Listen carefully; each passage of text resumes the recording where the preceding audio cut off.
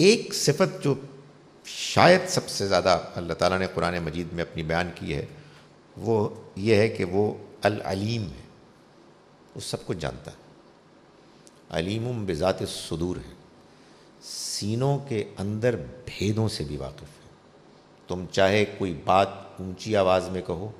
چاہے دھیمی آواز میں کہو، اس سے کوئی فرق ہی نہیں پڑتا، اس لیے کہ وہ تو دلوں کے خیالات بھیدوں سے بھی واقف ہے۔ کوئی چیز تم ظاہری طور پر کرتے ہو لیکن اس کی نیت تمہارے دل میں ہوتی ہے، ہم اس نیت سے بھی واقف ہیں۔ تم اگر 3 ہوتے ہو تو تمہارے ساتھ چوتھا وہ ہوتا ہے، تم 4 ہوتے ہو تو 5واں وہ ہوتا ہے۔ یہ بات کہنا ایک چیز ہے اور اس کا شعور ہونا، اس کے ساتھ اس احساس کے ساتھ زندگی گزارنا، یہ ایک دوسرا معاملہ ہے۔ اور مطلوب کیا ہے؟ مطلوب یہی ہے کہ ہم اس بات کو سمجھیں اور پھر اس کو اپلائی کریں اور یہ سوچیں کہ واقعی اگر اللہ مجھے دیکھ رہا ہے اور وہ میرے دل کی دھڑکن سے بھی واقف ہے اور وہ یہ جانتا ہے کہ میں کسی کو کیا کہہ رہا ہوں اور وہ یہ بھی جانتا ہے کہ میں جو کہہ رہا ہوں اس میں میری موٹیو کیا ہے، میری نیت کیا ہے، تو پھر تو اس کا مطلب یہ ہے کہ مجھے زندگی کو ایسے گزارنا چاہیے کہ میں اس کے علم کا شعور رکھتے ہوئے تمام معاملات کروں، اور اگر کبھی غافل ہو جاؤں تو پھر دوبارہ اس کو دہراؤں، اس حقیقت کو اپنے اندر کنفرم کروں، دوبارہ بیدار کروں۔ یہ ظاہر ہے کہ اگر انسان اسی ایک صفت کو جس کو کہتے ہیں نا پلے باندھ لے، اس کو اپنی زندگی کا حصہ بنا لے، تو ایک جانب اللہ کے ساتھ ایک بڑا خوبصورت تعلق بنتا ہے اور دوسری جانب انسان کے اندر وہ احساس بیدار ہوتا ہے کہ جس کے بعد انسان اپنے آپ کو بدی سے، برائی سے، غلط راستے پر چلنے سے روکتا ہے، اللہ کی موجودگی کے احساس کی وجہ سے، اس کی حیا، اس کے شرم کی وجہ سے کہ یار وہ ہی is watching, he is there. مطلب ہے کہ میں کوئی غلط کام آپ لوگوں کے سامنے کرتے ہوئے شرماتا ہوں تو اللہ کے سامنے کرتے ہوئے مجھے شرم نہیں آنی چاہیے۔ اس کا علم انسان کے اوپر اگر اس طرح سے حاوی اور غالب ہو تو یقیناً انسان کی زندگی پر اس کا بڑا گہرا اثر پڑتا ہے، پڑنا چاہیے۔ اسی طرح سے ایک اور صفت ہے جس کو اللہ نے بہت بیان کیا قرآن مجید میں کہ وہ الحکیم ہے، یعنی وہ وائز ہے، وہ ہر کام حکمت، سمجھ، انٹیلیجنس کے ساتھ کرتا ہے، اس کا کوئی کام غلط نہیں ہوتا۔ وہ جو کام بھی کرتا ہے اس کے پیچھے اس کا ایک ایسا منصوبہ ہوتا ہے کہ جو وہی جانتا ہے۔ بعض اوقات میں جان لیتا ہوں اور بعض اوقات میں نہیں جان پاتا، اور اگر مجھے اللہ کے حکیم ہونے اور علیم ہونے پر اطمینان ہے تو میں یقیناً انسان ہوں، جو معاملات بھی ہوتے ہیں ان سے پریشان بھی ہوتا ہوں، لیکن پھر جب میں بار بار اس بات پر غور کرتا ہوں کہ یہ معاملہ اللہ کا ہے، اس نے فیصلہ کیا ہے، وہ تو حکیم ہے، اس کا فیصلہ تو غلط نہیں ہو سکتا، مجھے اس کے فیصلے کو پر بھروسہ کرنا ہے، اس لیے کہ اس کا کوئی فیصلہ حکمت سے خالی نہیں ہو سکتا۔ یہ وہ چیز ہے کہ جو اگین زندگی میں انسان کو اللہ سے قریب کرنے والی ہے، اللہ کے ساتھ تعلق کو مضبوط کرنے والی ہے، اور حقیقت یہ ہے کہ انسان کے اندر اطمینان پیدا کرنے والی ہے۔ انسان کے اندر چین، اطمینان اور کسی چیز سے آ ہی نہیں سکتا سوائے اس کے کہ انسان اس بات کو سمجھ لے کہ یہ دنیا میں نہیں چلا رہا، یہ دنیا وہ چلا رہا ہے، اور وہ دنیا جس طرح سے چلا رہا ہے اس میں اس کا کوئی قدم بھی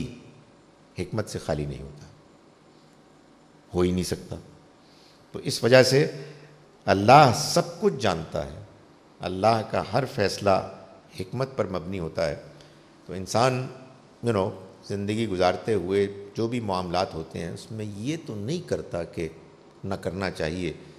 کہ وہ اپنے ہر غلط فیصلے اور اس کے نتیجے کو اللہ کی طرف منسوب کر کے کہے کہ اس میں کوئی حکمت ہوگی۔ ظاہر ہے مجھے اپنا کام کرنا ہے اور مجھے صحیح طرح سے پلاننگ کرنی ہے، اپنے فیصلوں کو، اپنے معاملات کو ٹھیک طرح سے طے کرنا ہے۔ لیکن اگر سب کچھ اپنی جانب سے انسان کر گزرے اور پھر معاملہ اپنی مرضی منشا کے خلاف ہو تو اللہ حکیم ہے، وہ جو بھی فیصلہ کرتا ہے وہ کسی نہ کسی مقصد، حکمت کے تحت ہوتا ہے۔ اللہ السمیع ہے، سب کچھ سننے والا ہے، آپ جو بات بھی کہیں گے وہ سنے گا۔ یہ خاص طور پر یہ اس لیے بات قرآن مجید میں بتائی ہے تاکہ یہ بات معلوم ہو کہ جو ہم دعا کرتے ہیں وہ دعاؤں کو سنتا ہے اور وہ اس تک پہنچتی ہیں، اور وہ اس کے مطابق یعنی ان دعاؤں کو سننے کے بعد اپنے علم، اپنی حکمت کے مطابق اس کے بارے میں رسپونڈ بھی کرتا ہے۔ تو ظاہر ہے کہ انسان جب عبادت کرے، انسان جب اللہ کو یاد کرے، انسان خاص طور پر جب اللہ سے دعا کرے تو اس کے اوپر اگر اس حقیقت کا ادراک غالب ہو کہ میں جس کو پکار رہا ہوں وہ سن رہا ہے، تو یہ چیز بھی انسان کو اللہ کے قریب کرتی ہے۔ یعنی انسان محسوس کرتا ہے کہ میری دعا اس کو پہنچ رہی ہے کہ جس کے ہاں پہنچنے میں کوئی رکاوٹ نہیں ہے۔ اسی طرح سے اللہ تعالیٰ کی ایک اور صفت بیان ہوئی ہے کہ اللہ غفور ہے، معاف کرنے والا ہے۔ یعنی اللہ تعالیٰ کے ہاں ایسا نہیں ہوتا کہ وہ یہ طے کر بیٹھا ہے کہ اگر میرے کسی بندے نے کوئی غلطی کی ہے، بہت کی ہے، اور اب نہیں میں اس کو نہیں بخش سکتا۔ نہیں، اگر انسان اگر اللہ کی طرف متوجہ ہو اور صحیح جذبے اور خلوص کے ساتھ وہ اپنے گناہوں پر نادم ہو اور معافی مانگنے کے لیے تیار ہو تو اللہ کے ہاں معاف کرنے میں کسی قسم کی کوئی رکاوٹ نہیں ہے، اس لیے کہ وہ غفور ہے۔ ظاہر ہے کہ اسی کے ساتھ اللہ کے بارے میں جو ایک بہت اہم صفت ہے وہ ہے اللہ کا رحمان ہونا۔ یعنی اس نے جو کچھ بھی بنایا ہے اس دنیا میں اور جیسے وہ معاملات کو چلا رہا ہے وہ رحمت کے اصول، اس کی صفت کے ریفلیکشن، اس کے نتیجے کے طور پر چلا رہا ہے۔ چنانچہ آپ یہ دیکھیں کہ ہم سورہ فاتحہ کا آغاز ہی ایسے کرتے ہیں کہ ہم کہتے ہیں کہ اللہ تعالیٰ جو ہے الرحمن الرحیم ہے، الحمدللہ رب العالمین، الرحمن الرحیم۔ الرحمن یعنی جس کی رحمت بے پناہ ہے، اور الرحیم جس کی رحمت ہمیشہ کے لیے۔ میں اور آپ تو بعض اوقات کچھ نرم ہو جاتے ہیں، کچھ ہمارے اوپر رحمت کا غلبہ ہو جاتا ہے، مگر وہ بالکل وقتی ہوتا ہے۔ وہ کسی واقعے کی بنیاد پر اچانک طاری ہو جاتا ہے اور تھوڑی دیر کے بعد وہ زائل ہو جاتا ہے، ختم ہو جاتا ہے۔ اللہ تعالیٰ کی رحمت کی کوئی انتہا نہیں، اور وہ رحمت کا بے انتہا ہونا ٹیمپرری نہیں ہے، وقتی نہیں ہے، بلکہ ہمیشہ کے لیے۔ یہ اللہ کی رحمت ہے کہ جس کے بارے میں اللہ تعالیٰ نے فرمایا کہ اس کی تمام ہی اچھی صفات ہیں، لیکن وَرَحْمَتِي وَسِعَتْ كُلَّ شَيْءٍ، میری رحمت ہر چیز پر غالب ہے۔ یعنی رحمت کی صفت ہر دوسری صفت کے اوپر غالب ہے۔ اس کا معاملہ اپنی مخلوق کے بارے میں رحمت کی بنیاد پر ہوتا ہے۔ اللہ کے بارے میں ہم یہ جانتے ہیں نا کہ وہ قدیر بھی ہے، ہر چیز پر قدرت رکھتا ہے، اس کے فیصلے کے نافذ ہونے میں کوئی چیز رکاوٹ نہیں بن سکتی۔ وہ عزیز ہے، وہ زبردست اور غالب ہے، لیکن اس کی قدرت، اس کا غالب ہونا، یہ در حقیقت اس کی رحمت، اس کی حکمت اس کے علم کے مطابق ہوتا ہے۔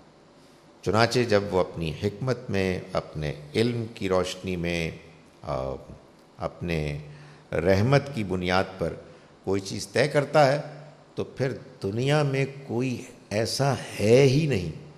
کہ جو اس کے فیصلے میں رکاوٹ بن سکے، مزاحم ہو سکے۔ چنانچہ اللہ تعالیٰ ہر چیز پر قدرت رکھنے والا ہے۔ اور ایک بات اور قرآن مجید نے بہت زور دے کے بیان کی ہے، اور وہ یہ ہے کہ اللہ انصاف کرنے والا ہے، اور وہ یہ کہتا ہے کہ اس کی گواہی خود اللہ دیتا ہے، اس کے فرشتے دیتے ہیں کہ وہ قائمم بالقسط، انصاف پر کھڑا ہے، لا الہ الا ہو، اس کے سوا کوئی معبود نہیں۔ قائمم بالقسط ہونے کا مطلب یہ ہے کہ اس نے یہ طے کیا ہوا ہے کہ انصاف سے انحراف نہیں ہوگا، زیادتی نہیں ہوگی، ظلم نہیں ہوگا، کسی کے بارے میں رتی برابر بھی زیادتی گوارا نہیں ہوگی۔ ظاہر ہے کہ یہ سوال پیدا ہوتا ہے کہ یہ آپ گفتگو تو فرما رہے ہیں، مگر یہ گفتگو کس دنیا کی گفتگو؟ اس دنیا میں تو بظاہر ایسا لگتا ہے کہ یوں نہیں ہو رہا۔ اسی کا جواب اللہ تعالیٰ نے دیا ہے، اور اس کو بار بار قرآن مجید میں بیان کیا ہے کہ اللہ کے قائمم بالقسط ہونے کا یہ تقاضا ہے، لازمی تقاضا ہے کہ ایک اور دنیا ہو، ایک اور زندگی ہو، جس میں اس زندگی میں ہونے والی زیادتیوں کا بھرپور بدلہ، کمپنسیشن دیا جائے۔ یہ نہیں مانا جا سکتا کہ اللہ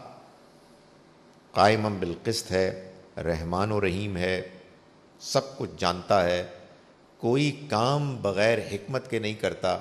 اور اس نے اس دنیا کی زندگی کو بنایا جس میں بہت اونچ نیچ ہے،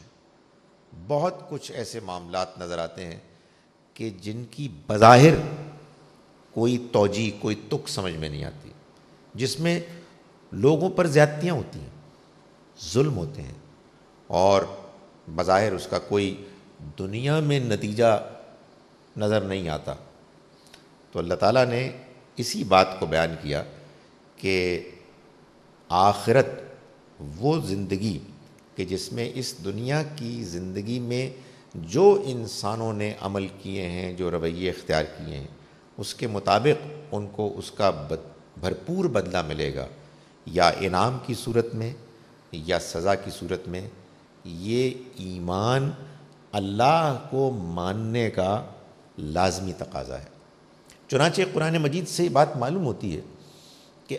آخرت پر ایمان اصل میں اللہ پر ایمان ہے، اور آخرت کا انکار اصل میں اللہ کا انکار ہے۔ یہی معاملہ رسالت کا بھی ہے۔ اللہ کے رسول برحق دنیا میں آ گئے، اور وہ اللہ کا پیغام پہنچا رہے ہیں، وہ پیغام آپ کو مل گیا، آپ کو سمجھ میں آ گیا، آپ نے جان لیا کہ اس کی جانب سے، اور آپ اس کا انکار کر رہے ہیں، تو اصل میں یہ بھی اللہ کا انکار ہے۔ تو قرآن مجید سے معلوم ہوتا ہے کہ یہ جو اللہ تعالیٰ کی صفات ہیں، یہ صفات ہیں کہ جن کو کہ شعوری طور پر جان کر، سمجھ کر انسان اس دنیا کی زندگی کو ایسے گزارتا ہے کہ جیسے کہ اللہ کو حقیقت میں ماننے کے بعد گزارنے کا حق ہے۔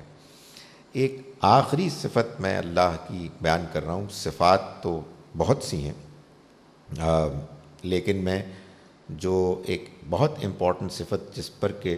قرآن مجید میں سب سے زیادہ زور دیا گیا ہے، وہ ہے اس کی صفت الوہیت۔ اللہ الہ ہے، لا الہ الا ہو، یعنی یہ وہ صفت ہے کہ جس کے بارے میں اللہ تعالیٰ نے یہ بتایا کہ اس صفت میں کوئی